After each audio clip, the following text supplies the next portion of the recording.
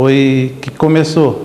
E quando a CERT começou, a gente começou primeiro fazendo uma sessãozinha de copinho para aprender a fazer alguma coisa. E dali surgiu que a gente tinha que fazer alguma coisa mais. Aí foi criado um centro espírita, onde foi criado na casa de São Nelito, que era na Monsenhor Top 24A, e era nos fundos. E lá depois começou a ter sessões lá naquela parte onde tinha a dona Cléia Clímaco, dona Madalena Grisar, dona Violeta Maia e tantos outros assim, que na hora assim eu não estou me lembrando daqueles que começaram a CERT. Então, que um só não fazia nada, que era o conjunto que operava. Então, onde foi criada a Sociedade Espírita, a CERT, que era, não é? Nem era bem certo, era ranchinho dos irmãos trabalhadores da espiritualidade, trabalhadores de espaço. Não, era Sociedade Espírita, era ranchinho de trabalhadores de espaço, que era naquele tempo, não era bem certo, já era ranchinho de trabalhadores de espaço. E ali tinha bastante sessões naquilo, onde depois começou a chegar bastante gente, e aquilo a gente fez ali, teve sessões muito boas, inclusive até sessões de materialização.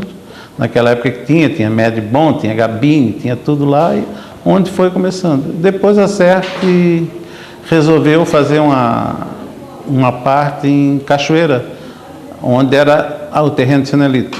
E primeiro que foi construído lá em Cachoeira foi um galpão, uma sala de madeira, onde foi construído um centro. E lá nesse centro a gente não foi só para ter palestra, para brincar, fomos para trabalhar, onde era distribuído roupa para as crianças. E com muito trabalho a gente conseguia leite em pó e distribuía para todos o pessoal da redondeza, inclusive, que era Cachoeira, mas não era só Cachoeira do Bom Jesus, era Inglese, Ponta das Canas, Aranhas. Vinha aquelas crianças de longe para pegar aquelas 4 latinhas de leite que era dado uma vez por mês para cada bairro assim daqueles. Então aquilo ali era um trabalho intenso. Depois o centro, aí o São Nelito doou uma parte bem grande do terreno dele, e o centro foi transferido para onde hoje é a CERT. E ali ficou só o centro. Depois, com o tempo, ele foi começando com muita dificuldade e começou a construir a CERT. A CERT não foi construída assim de bobeira, com tanta facilidade, como a gente pensa que ela está lá hoje em pé. A CERT foi construída, todos nós não era só eu digo, era bastante gente, a gente saía aqui da cidade para chegar lá na CERT, era uma viagem, que não tinha asfalto, não tinha nada, e para começar a CERT, sem dinheiro nenhum, aquilo foi um trabalho de São Nelito muito esforçado, onde ele doou tudo que era dele, firmas e tudo, e foi passando tudo para a CERT. E aquilo ali, com o trabalho, pedindo a um e outro, começou a construir o Lar de Velhinho. O Lar de Velhinho foi construído a maior parte com pedras que a gente carregava dentro da praia lá de Cachoeira, onde tinha a casa da dona Ina Melma ali, que o mar tinha comido, e aquilo ali começou a CERT ali com esse trabalho todo de muita dificuldade. E hoje a gente está vendo que a CERT hoje está um império, bem dizer. A gente vindo aqui hoje está vendo tudo muito mais moderno, tudo muito mais fácil, né? Então a gente fica até feliz de poder estar vivo para ver essas coisas todas ainda, né? E o senhor sendo amigo do Nelito, o que o senhor tem a dizer sobre o Nelito? O Nelito, para mim, é como ele dizia, nós éramos companheiros da espiritualidade. Os ciganos se encontravam. Então, ele sempre foi... Eu trabalhei numa firma que ele tinha, na eletrotécnica, trabalhava bastante tempo, e ele me tinha quase que nenhum filho dele. Ele é da Dona Júlia, que está aí ainda hoje, até em vivo. Então, a gente tinha assim... Ele tinha um certo carinho comigo, uma amizade muito grande, que eu não sei, até falar dele, como ele diz, nós, amigos ciganos, sempre estamos juntos. É uma felicidade, porque o São Nelito não morreu, ele está sempre presente e sempre vivo na história da minha vida. Ele me deu muita mão, particularmente também para mim, pessoalmente, eu trabalhava com ele, aquele negócio todo, e na CERT também. Trabalhamos bastante tempo juntos, ele é uma pessoa que foi iluminada por Deus, que largou todos os seus bens materiais e se dedicou exclusivamente à CERT. Obrigada pela entrevista. Nada. Não sei. Messias, conta para nós um pouco da história da CERT e o seu tempo que você já está na CERT. Eu comecei no início da década de 60. Só para vocês terem uma ideia, era uma época que eu, por exemplo, não tinha carro, muita gente não tinha automóvel, hoje todo mundo tem um carro, dois. E para ir lá na terra da Serte, que não era Serte ainda, nem existia o Lar dos Idosos, e a gente ia numa Kombi com o seu Nelito, numa estrada cheia daquelas costelas, né, que a gente costuma dizer, é de barro, com areia, e era assim um trajeto de horas para chegar até a cachoeira. E ali a gente passava um fim de semana, ia lá sábado, voltava no domingo.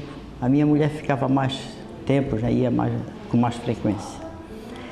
E costumam dizer que eu sou o primeiro contador da Serte. E eu faço questão sempre de desfazer essa imagem, porque na realidade eu fui segundo. Não tinha ganho, né? Sempre foi um labor assim pela vontade de ajudar. Mas a dona Júlia me pediu se eu podia, porque eu estava estudando contabilidade, aquele negócio todo, se podia assumir. Não, tudo bem, só que o primeiro contador foi a própria dona Júlia, que fazia toda a escrituração da Serte direitinho.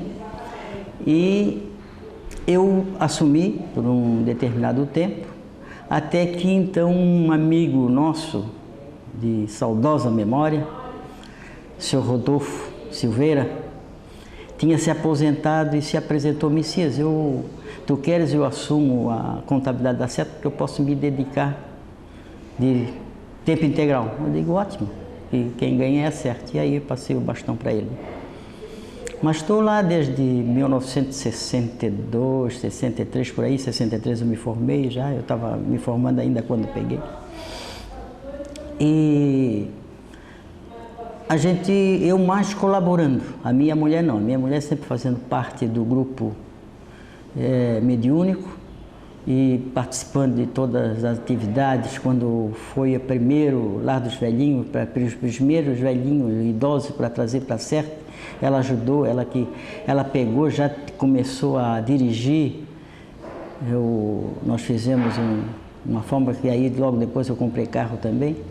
Aí ela teve que aprender a dirigir, e ela dirigia a Kombi da Serte, os carros da Serte, aquela coisa toda, e assim foi indo até hoje. Continua lá. Mas a minha participação é mais assim, né? Agora não, agora estou ajudando aqui na diretoria e tal, sou tesoureiro da Serte, aquela coisa toda.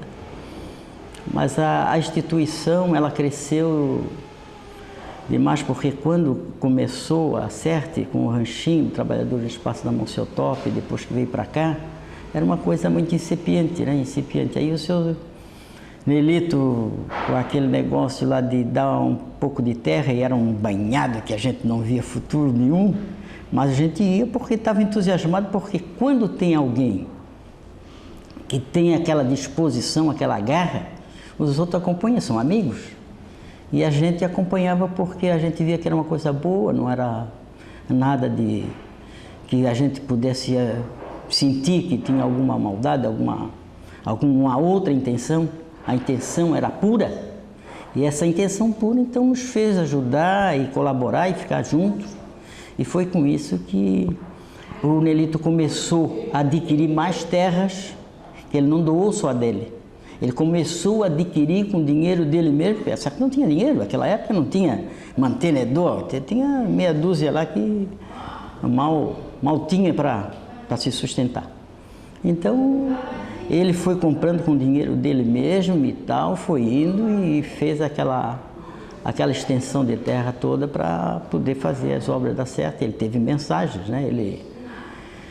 Certa ocasião, isso está no livro da Dona Júlia, ele viu, quando olhou ali os matos, quando ia para a pesca, ele viu um pouco de idosos lá, tal, numa casa. Aí ele teve aquela visão, aí ele começou a pensar que tinha que fazer o Lar dos Idosos. Aí começou todo o trajeto. O senhor foi amigo do Nelito. O senhor tem algum comentário pessoal para falar sobre a pessoa do Nelito? Olha, eu não posso dizer assim que fui amigo do Nelito. Eu tinha menos idade, né? Tinha um respeito enorme por ele, mas a gente lógico, falávamos, conversávamos, ele era um homem que estava muito à frente de mim, então essa relação, que às vezes a gente diz, né? Ah, não, era amigo e tal. Tudo bem, a gente conhece bem, ele gostava muito de mim, da minha esposa e tal, meus filhos, mas era uma relação assim de uma pessoa que está acima. Assim como os meus filhos, por exemplo, falam comigo e sabem que eu estou noutra faixa de idade, tem aquele certo respeito, então não tem aquela intimidade que as pessoas da mesma idade têm, da mesma relação. Então era uma coisa assim, sem muita intimidade, como hoje eu tenho, por exemplo, com o seu Zequinha, que é o mentor do nosso grupo aqui, o coordenador. Então a gente tem, né? Porque o Zequinha tem 74, eu tenho 70, 4 anos já não é muita diferença. Mas o Nelito devia estar com uns 80 hoje, né? Mais ou menos. E o senhor tem algum fato curioso ou engraçado sobre o Nelito? Olha, o que tem é que o Nelito era um homem brincalhão, né? Ele na nossa permanência, quando ia para lá e tal, ele chamava uma macacada e tal, e vinha com aquela... Ele era um homem espirituoso mesmo, ele fazia... Ele tinha a coisa séria dele, do trabalho dele, mas na relação ele era puro e era bem brincalhão mesmo. Ele era macacada e tal, e passava a mão na cabeça de um e de outro e tal, e todos nós correspondíamos, porque a gente via naquele homem uma direção certa. Isso a gente vislumbra logo, né? Eu sou muito perspicaz nessa coisa. Eu trabalhei em companhia estrangeira há 10 anos. Quando entrava um cliente dentro de uma loja, eu já sabia se ele era mau pagador ou bom pagador. Dependendo da conversa dele, não demorava 5 minutos, já tinha a ficha dele, mental. E casava quase sempre. Então, e o Nelito, a gente sentia isso, claro, era puro e que se integrou uma obra, então a gente estava junto ali com ele, mas ele era, assim, a brincadeira que tem é essa, ele estava sempre alegre, disposto, sempre de uma coisa qualquer, sempre fazendo, sempre o bom humor, né? Obrigada, Messias.